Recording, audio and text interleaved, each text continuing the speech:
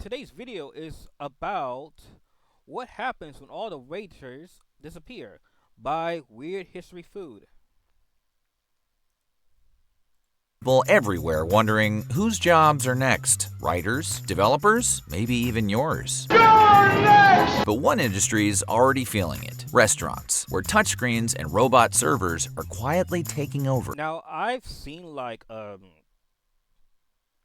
McDonald's, they have like a self like the self checkout. I don't know, like the kiosk. They have that at McDonald's. And also Taco Bell has that too. I know.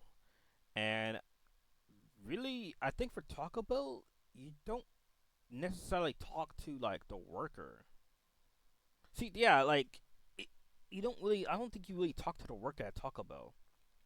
I think you walk in and you just order yourself. I mean, yeah, you can like talk to them.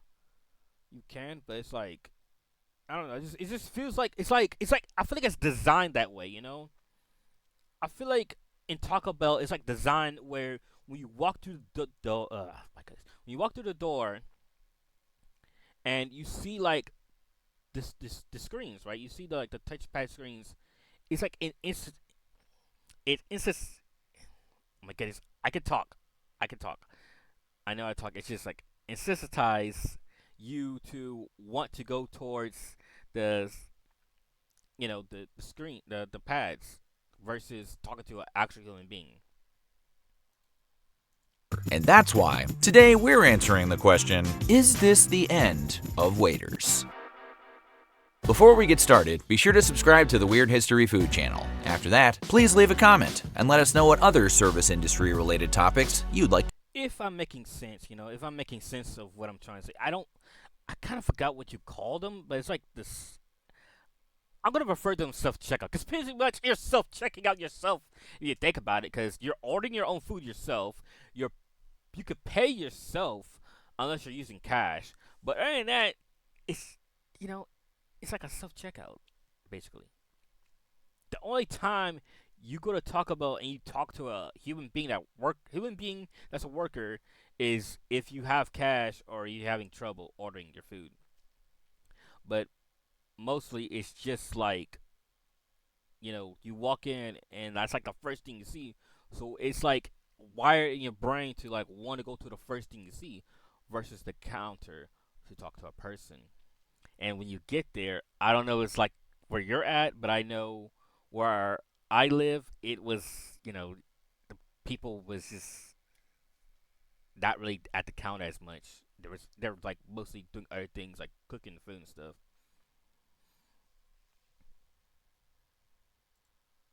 To hear about. Okay, no need to wait because here we go.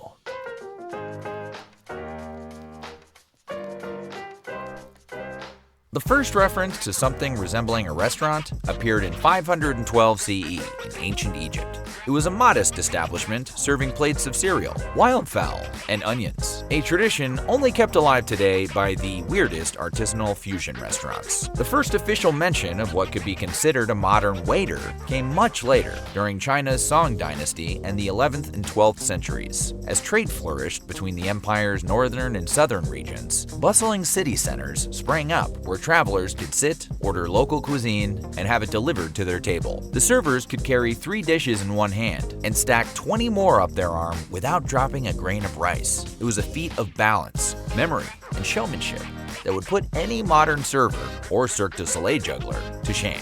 Across the world and Europe, things were still pretty basic.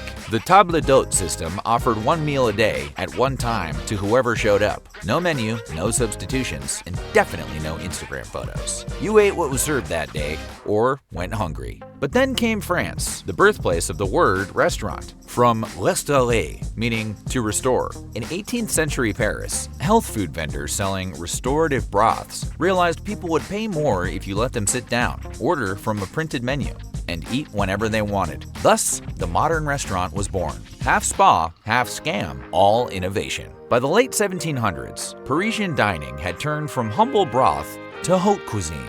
But it was Delmonico's, opened in New York in 1837, that brought this new level of sophistication to America, complete with tablecloths, private dining rooms, and enough wine to drown out the idea of living in the 1830s. Fast forward to the present day, and over 2 million people I just want to mention, I've never seen like the robots servers. I've never seen a robot server, so I don't. Let me know if you got robot servers in your at your restaurants where you live, because I've never seen one before. proudly work in the waitstaff industry, an industry that might be automated out of existence any minute now. And it's not just the waitstaff. There's also the busser, the back waiter, front waiter, runner, bar back, cocktail waitress, expediter, floor manager, captain, sommelier, chef de rang, maitre d'hotel, and the all-important bevertainer. And we didn't even need to make any of those up for comedic effect.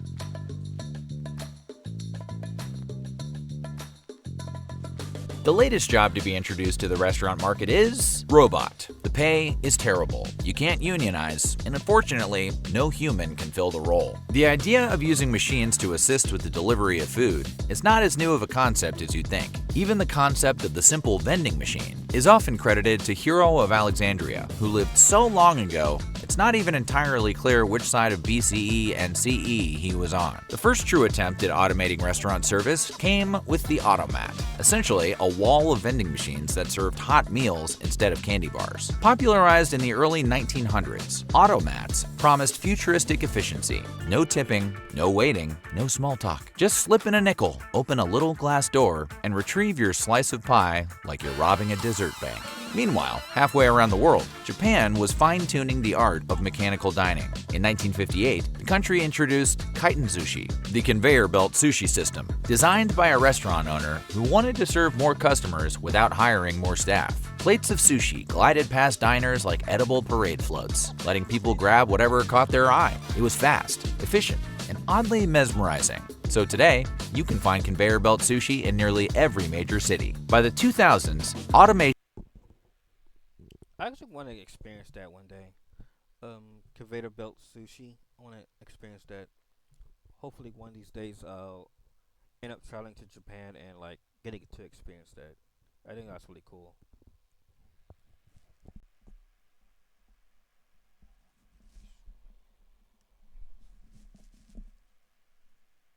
had gone digital. Touchscreen kiosks began appearing in fast food chains like McDonald's, Panera, and Wendy's, letting customers order without ever interacting with another human being. Finally, these systems reduced order errors, sped up service, and most importantly, shifted more of the labor onto the consumer. Congratulations, you're now... Yeah, that's what I'm saying. Like, it's like the first thing you see, you know, when you go to like these places, it's like the first thing you see. So it's like you skip out on wanting to go speak with a human, like a human being.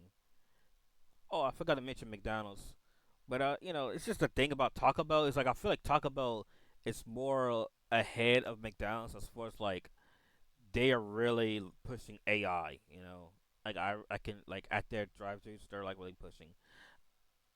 I've been last time I've been to McDonald's, I never really seen it. I've only seen like this so far, like you know.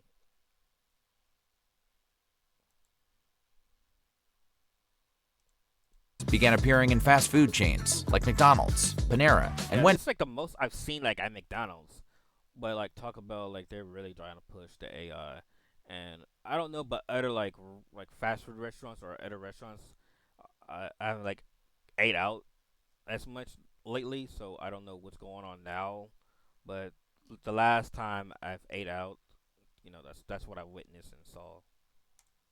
letting customers order without ever interacting with another human being. Finally, these systems reduced order errors, sped up service, and most importantly, shifted more of the labor onto the consumer. Congratulations, you're now your own cashier, and tipping is still expected for some reason.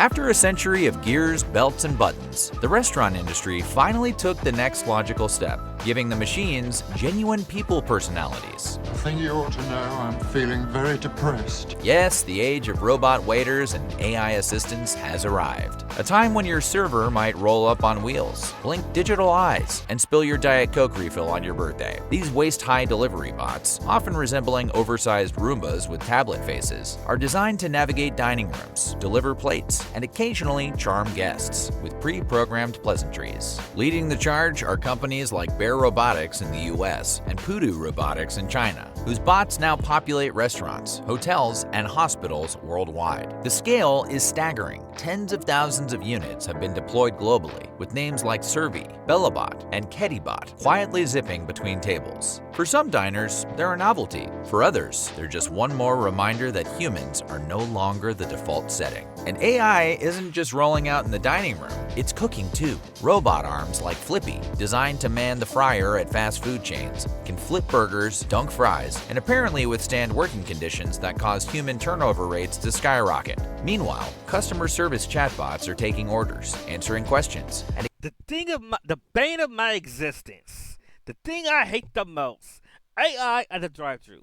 I've talked about this in my last video, and I'm still talking about this in this video. But seriously though, I hate this.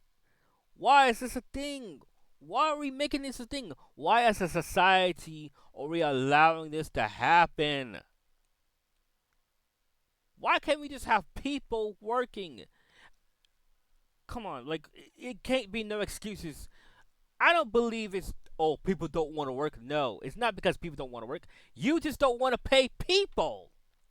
That's what these restaurants, these companies are doing. They don't want to pay more money to the workers. So they're trying to cut workers and cut pay. Come on, man. It's like this is terrible. Like this is really terrible.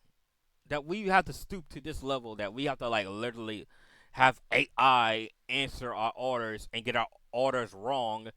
And it's like when we could have a perfect person that you know it might happen with a human being, but at least they have some type of understanding. At least they have some type of reasoning skills, critical thinking skills to understand what my order is versus an AI that literally will order me things that I never asked for. I'm going to stand on this hill. I will say that like I don't like AI at the drive-thru. It's like one of the things I don't like and I don't stand for. Ever since that time I went to Taco Bell and again I tried to get a $7 Supreme Lux box and it thought I wanted 80 tacos. I did not want 80 tacos. I just wanted one simple $7 box with a Baja Blast and to replace the chicken chalupa for a beef chalupa. That's it. occasionally misunderstanding them in new and exciting ways. When the COVID-19 pandemic hit, all of this tech suddenly went from futuristic to essential. Automation offered contactless service, consistent hygiene, and a way to keep operations running while dining rooms were short-staffed. Restaurants cited labor shortages as a driving force, though labor advocates countered that shortage was just another word for not paying enough. Either way, Was I wrong? Was I wrong? No, I was right. I'm telling you, that's what it's all about. They don't want to pay workers. It ain't about people don't want to work. You can fight anyone that want to work. I mean, all you gotta do is pay your workers fairly. It's all about fair wage. You want to have business, pay your workers a fair wage. That way they keep coming to work. That way they feel good to work. But no, you want to cut corners and outsource your work to AI. Why? But then you want to come up with excuses and say, why is the employment levels the way it is? Because you don't want to pay workers a fair wage. That's all you got to do. Pay them a fair wage and they'll do the work. That's all I want. If they're getting paid $10, add at least close to a $5 extra bonus to what their pay is. I don't, just give them something to make themselves feel good. That they'll wake up wanting to work versus struggling. Robots don't get sick, don't call out, and don't ask for raises like their pesky human counterparts. Major brands have embraced AI in all its forms. Wendy's introduced Fresh AI for drive-through voice ordering. McDonald's tested similar systems, powered by IBM's Watson, and Starbucks deployed Deep Brew, an AI that helps with everything from staffing schedules to predicting your next latte order. These experiments promise faster service and fewer mistakes, but reality has been a bit messier. The bots can handle simple requests just fine, but throw in a no onions, half mayo, Yeah, yeah. You start doing that, it's like it don't know what's it can't take your order. It can't do it. It gives you something completely that is not what you ask. When you have a person, like I said, as long as they got reasoning, critical thinking skills, common sense, can figure things out, they can get your order correctly. Maybe 9 out of 10. But AI, give it about 4 out of 10, 6 out of 10 at best. extra pickles order, and suddenly they're doing an impression of a school play actor who forgot their lines. So far, the results are mixed. Speed and consistency are up, but reliability remains a work in progress. In some cases, human employees spend more time correcting the AI than they ever did taking the orders themselves. Still, the global appetite for automation keeps growing. In countries like Japan, South Korea, and China, robot servers are already commonplace and not just tolerated, but celebrated as a symbol of innovation. The U.S., meanwhile, remains split between fascination and existential dread.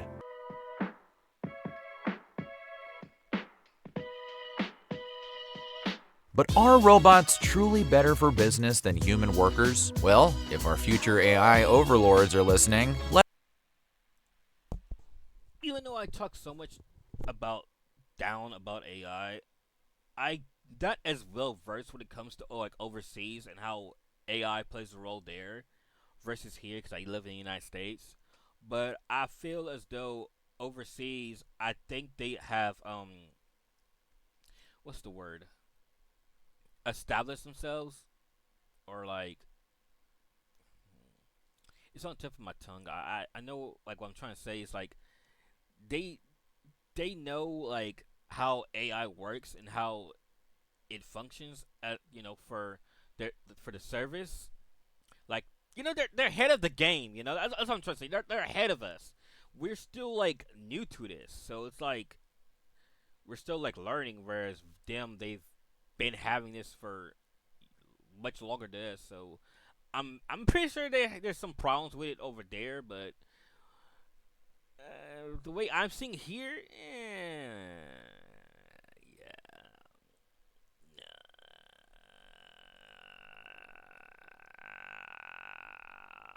no.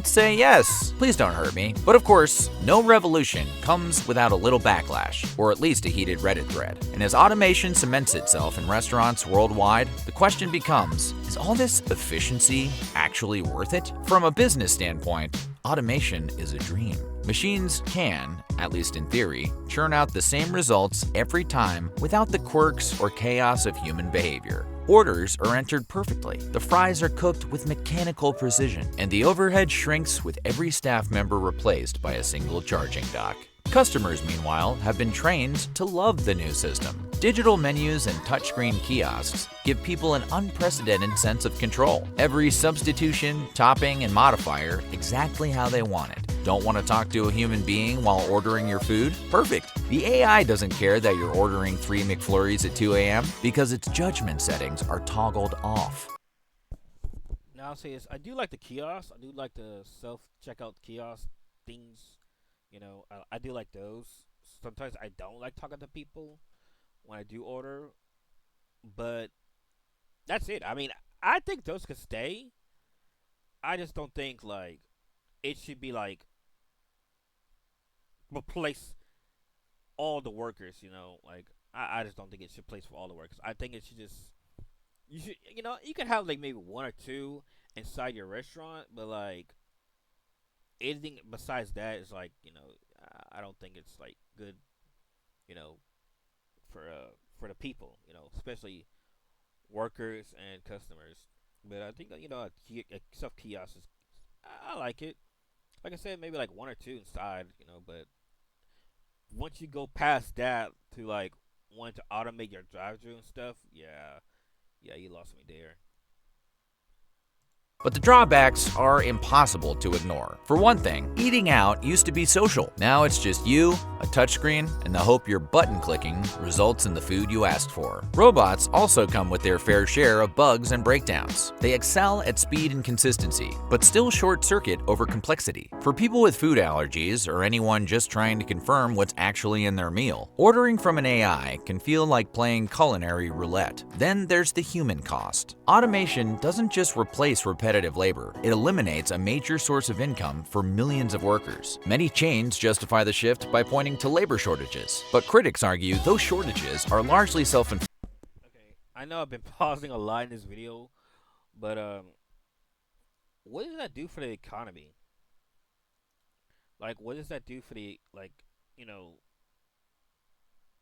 the society overall? Like, what does that do? Like, where did the people go from there?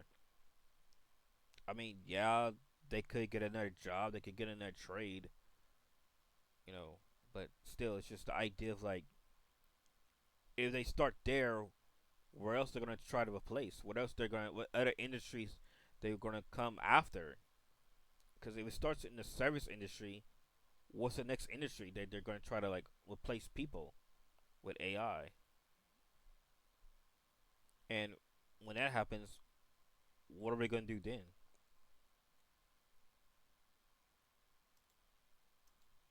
Low pay, long hours, and poor conditions that drove workers away in the first place. And while machines can roll across the dining room floor, they're still not great at carrying trays upstairs, calming an angry customer, or even performing the time-honored tradition of spitting in your food.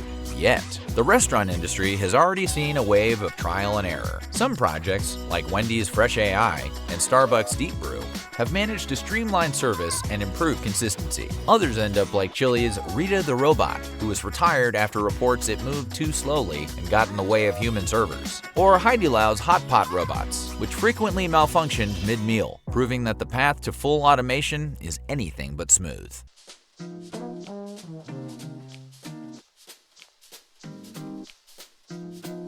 So where does this leave us? Well, much like the automation boom of the 1920s, when assembly lines and mechanized systems transformed industries without wiping out human workers entirely, today's restaurant robots are reshaping how service gets done rather than replacing servers wholesale. Robots now handle the repetitive, labor-heavy parts of the job, while humans still manage the parts machines can't fake, anticipating moods, improvising when things go sideways, and creating something that actually feels like an experience. This wave of automation isn't necessarily the death of waiters, just a technological reshuffling that lets them focus on the higher value parts of the craft. But maybe bots will improve on the human side of food service? By the 2030s, restaurant robots might start to remember your drink order, your odd allergy, and maybe even toss in a programmed quip about your life choices. Emotional robot hospitality will try to charm, entertain, and anticipate your needs. Fast forward to the 2040s, and restaurants could look like a mix of a sci-fi theme park and IKEA showroom, augmented reality menus, holographic table settings, and kitchens run entirely by robots might be standard fare. Experts don't think humans will vanish. After all, there are still some employees working in the auto manufacturing plant alongside their mechanical coworkers as floor managers, safety inspectors, and more. So human waiters may become the premium option, the high-touch performers who toss salads with flair, flirt between courses, and maybe start singing your orders again if you're paying enough. In the future, the surcharge for human contact could be offered up as a bonus, while robotic service comes standard. And as always, the public will split right down the middle. Some will embrace the convenience, the novelty, and the thrill of being emotionally manipulated by a well-trained algorithm. Others will crave the beautiful chaos of human service, the misheard orders, the accidental jokes, the spontaneous bursts of personality. The question isn't whether AI can serve us dinner, it's whether we'll still have an appetite for human connection. So what do you think? Will you embrace more robotic food service? Or do you still crave the personal touch? Let us know in the comments below. And while you're at it, check out some of these other videos from Weird History.